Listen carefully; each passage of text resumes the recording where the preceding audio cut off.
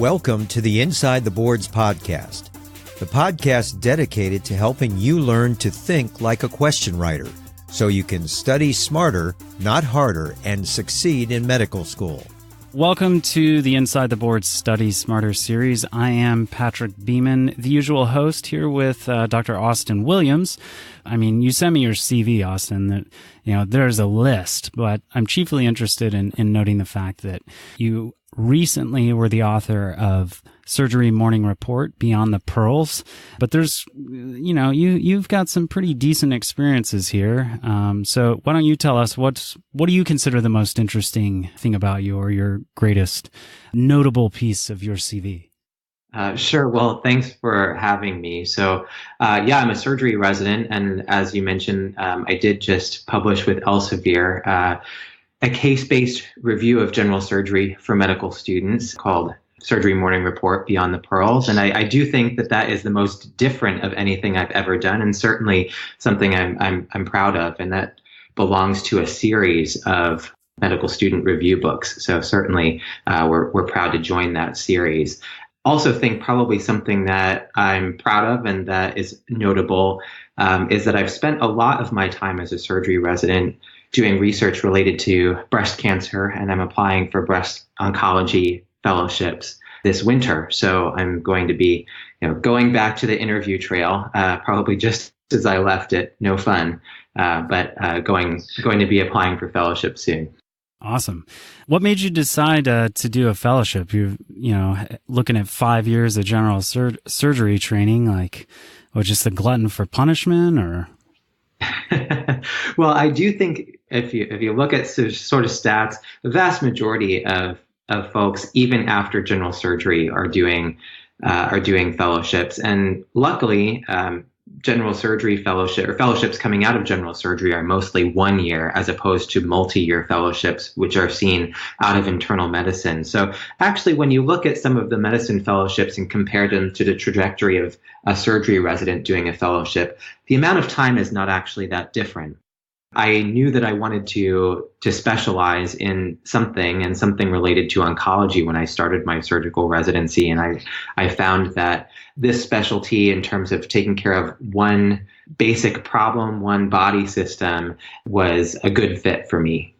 All right. And why were you interested specifically in oncology? Well, when I was a medical student going into my clinical rotations, I thought I was going to be a medical oncologist. And I scheduled my surgical rotation for first in the lineup of my third year clerkships because I thought I wanted nothing to do with it. And it turns out that I actually really liked the procedural aspect of surgery. And I talked myself into, for several months, the fact that I only liked it because it was my first time interacting with patients almost full time. And I was finally out of the classroom. But when boiled down to it, I found that I actually really did like the immediate gratification that you get out of performing an operation or doing a procedure. And I definitely decided that I wanted to be in a surgical specialty. All right, cool. We always like to pepper in kind of the rationale or the reasons why people are doing whatever it is they're doing within clinical work. So thanks for that. Why don't you tell us a little bit about the book? Students listening to this podcast, should they pick up this book? Is that a leading question? I think it's probably a leading question, and I'll certainly say yes.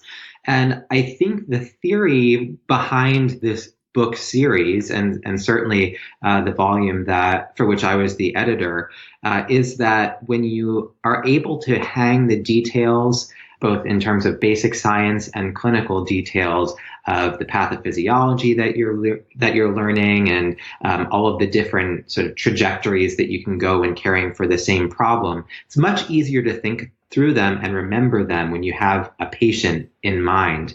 When I was in medical school, I actually did a completely problem-based curriculum in the first 2 years and found that I learned very well that way, and that I remembered things, I thought, better than had I just heard about them in a lecture hall. And so that, I think, sort of builds into my excitement for this type of a volume where the case, let's say that it's a case of right upper quadrant abdominal pain, follows a patient case through questions throughout the entire chapter from start to finish, from the presenting problem to the workup and to the surgical management of the patient, and then gives the alternatives. What if this symptom had been present and this had not been present? How would that change your management? And so I really think that it's a fairly authentic way to learn and a memorable way to learn.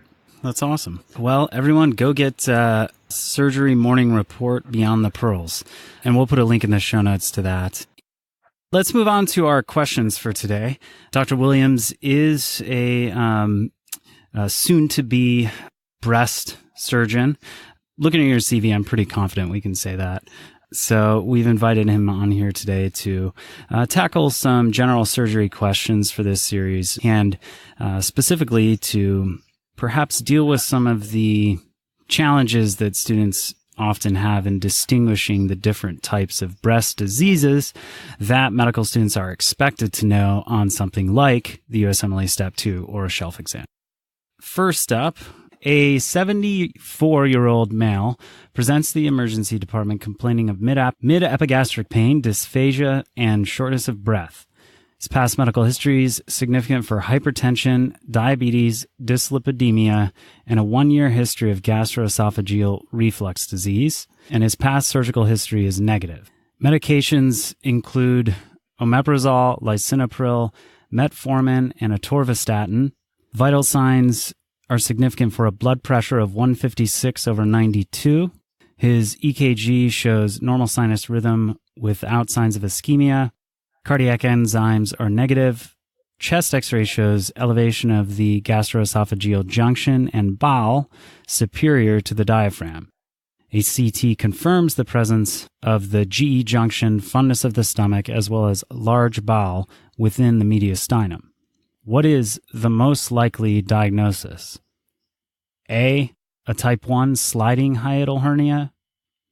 B, a type 2 paraesophageal hiatal hernia. C, type 3 paraesophageal hiatal hernia. Or D, a type 4 paraesophageal hiatal hernia. Whew, man, that's hard to say. All right, and the correct answer here, I'd usually give it, but do you just want to go through it in the way you would break down a question, or do you want to state it first here? Let's go ahead and break it down. So this is a really common type of surgery question for both step exams as well as shelf exams, where you're not actually asked what the management is. You're more so diagnosing surgical disease. And here specifically, it's asking you the anatomy of surgical disease. Very common type of question. So they sort of drag you along through an entire, this is not cardiac chest pain, so you rule that out, and then you have imaging findings.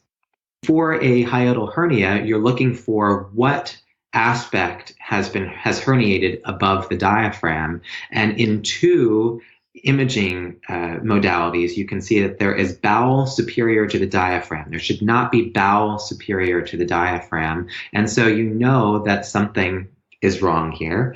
And going through the types of hiatal hernias, the only type of hiatal hernia that has bowel and not just stomach above the diaphragm is a type 4 hiatal hernia. Type 1, sliding, just the GE junction. Type 2, paraesophageal, the fundus of the stomach has herniated above the diaphragm. Type 3 is mixed, and then type 4, you've got the stomach as well as another organ. It could be bowel, it could be a portion of something else, but suffice it to say here, it's bowel. Okay. So this is a matter of kind of memorizing the classification or taxonomy of hiatal hernia? Exactly. It's a pure memorization, and then figuring out what is important in the imaging findings here that they're giving you. Okay.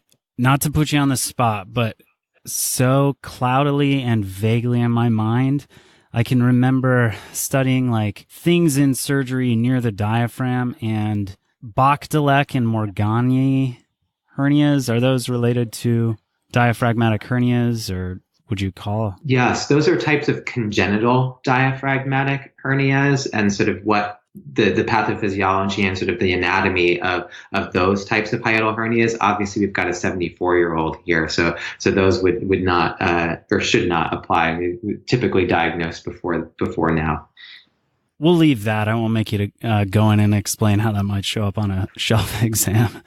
Yeah, takeaway point, basically type 4 paraesophageal hiatal hernia is the only one of these listed that shows not only just the stomach, but also some other organ, simply so. Exactly. The diaphragm. And typically it's going to be transverse colon because that's right there. Okay, makes sense. All right, let's move on.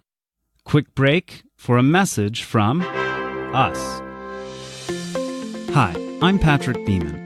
I founded InsideTheBoards to help students learn to think like USMLE question writers so they can study smarter, not harder, and succeed on their exams. Whoa, wait, Patrick, we can't use that music. What do you mean? Yeah, we had to cancel the audio licensing because the payment was declined. Seriously? At least we still have our equipment and microphones and stuff. Actually, no, your kid was playing down here the other day and knocked the mic off the table and broke it. Can't you just use your personal card to pay for this stuff? I mean, I can, but Liz has like $350,000 in student loans from med school. I can't really afford to be... Well, aren't you about to ask our listeners for money? Don't they have a shit ton of student loans too? Yeah, good point. You know, we could use one of those sponsorship proposals we got, you know, as long as you're cool with selling your soul like that. Oh, really? Yeah, sign me up.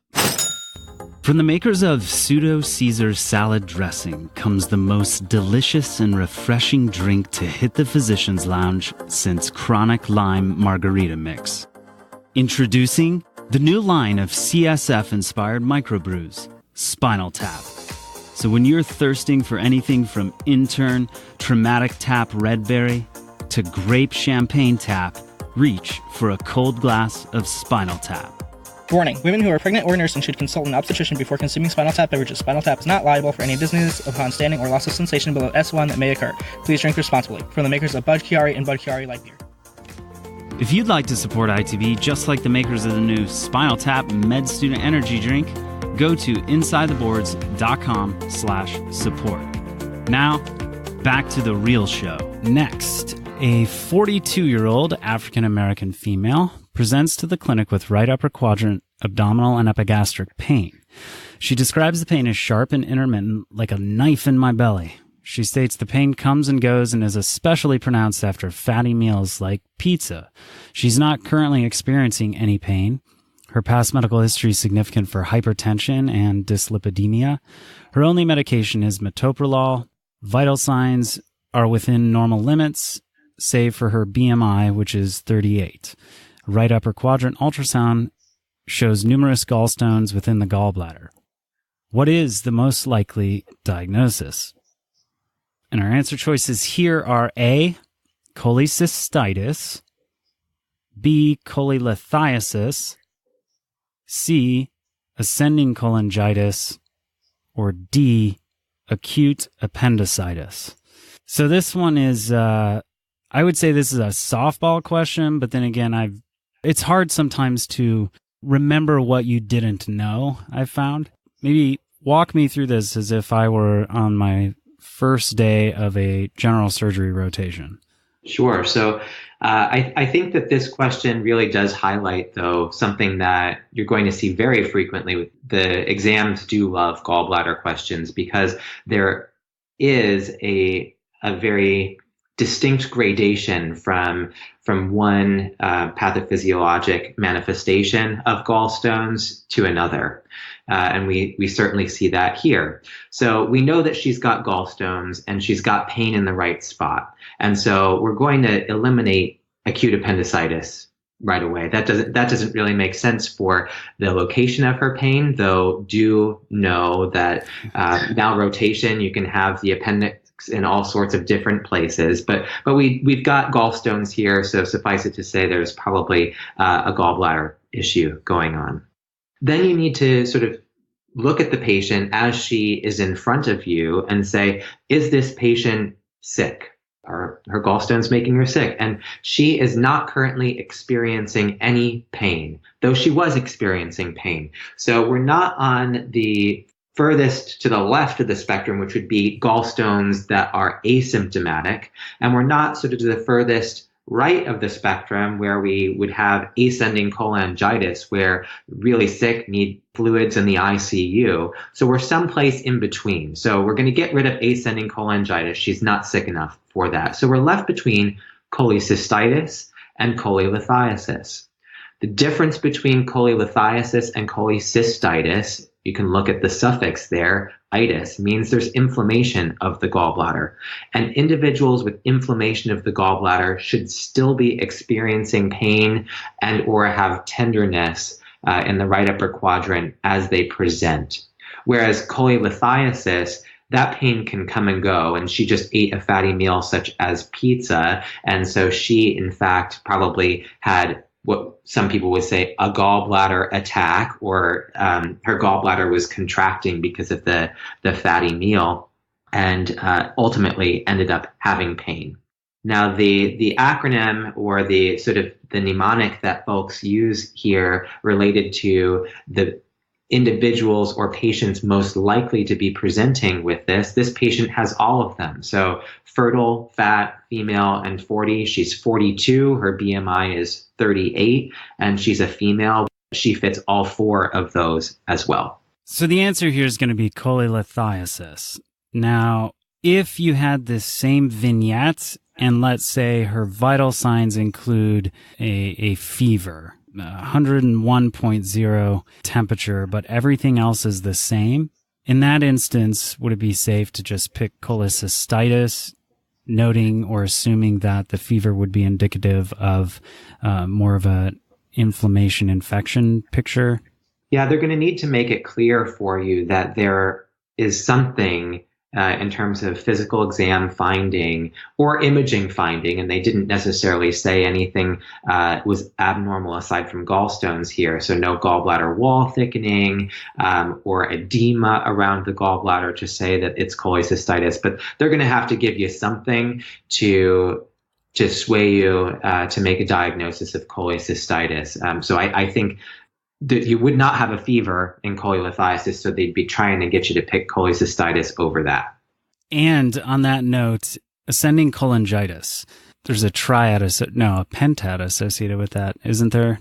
So for cholangitis, you have Charcot's triad, which is the fever, jaundice, and abdominal pain. And then the pentad, I think, is when you end up with neurologic changes and sort of mental status and shock. So they're much sicker. Yeah, we'll pick that up here.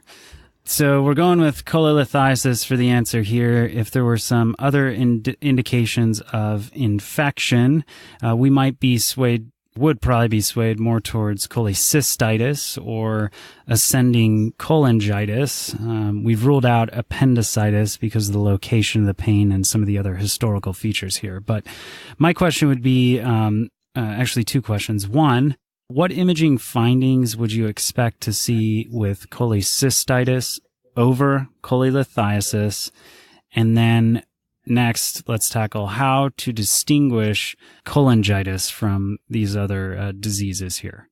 Sure. So on imaging, and again, you're going to be using right upper quadrant ultrasound here, which is the imaging modality that is going to provide you with these diagnoses over a CT scan or something else in terms of abdominal imaging. But the things that you're looking for that are going to show you or to tell you that this is going to be cholecystitis over cholelithiasis would be signs of inflammation of the gallbladder. So a thickening of the gallbladder wall and fluid around the gallbladder, also known as pericholecystic edema. Okay, cool.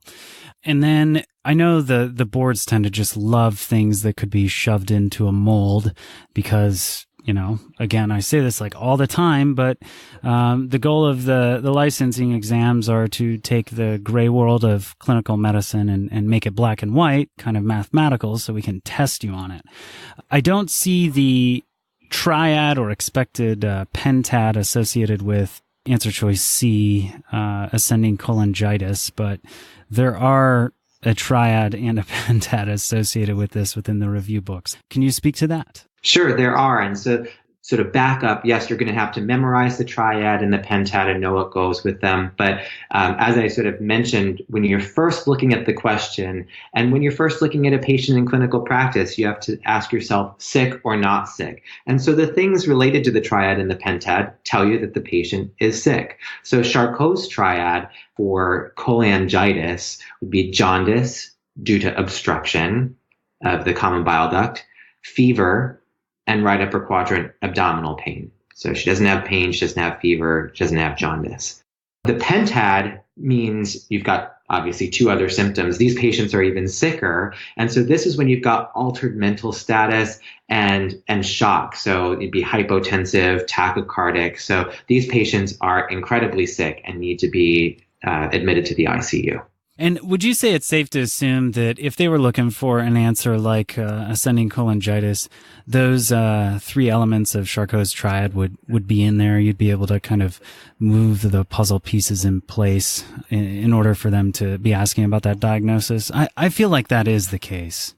Absolutely. They're not going to leave you to try to guess what the question writer is thinking without giving you the symptoms to back up their diagnosis. So my point there would be, like, if you're on an exam and you are torn between like two answer choices which have very similar presentations, but you just know that the differentiator is this one disease, this one symptom or sign that would be part of some significant triad. You can confidently change your diagnosis to whatever matches the triad.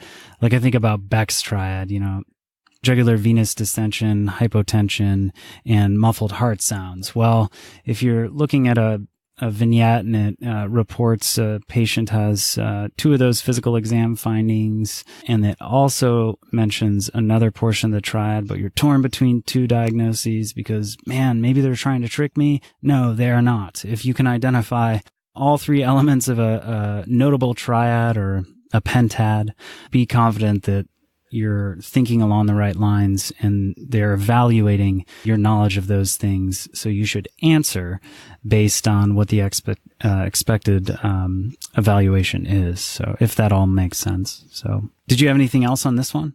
I don't think so.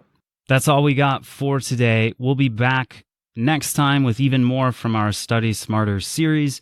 And don't forget about the main ITB podcast channel. Our current series is with Dr. Chris Cimino, the VP of Kaplan Medical and their Chief Medical Officer, inside the USMLE, all about the test writing process, how questions are constructed, everything you'd want to know about how exam questions are created and actually placed on the exams.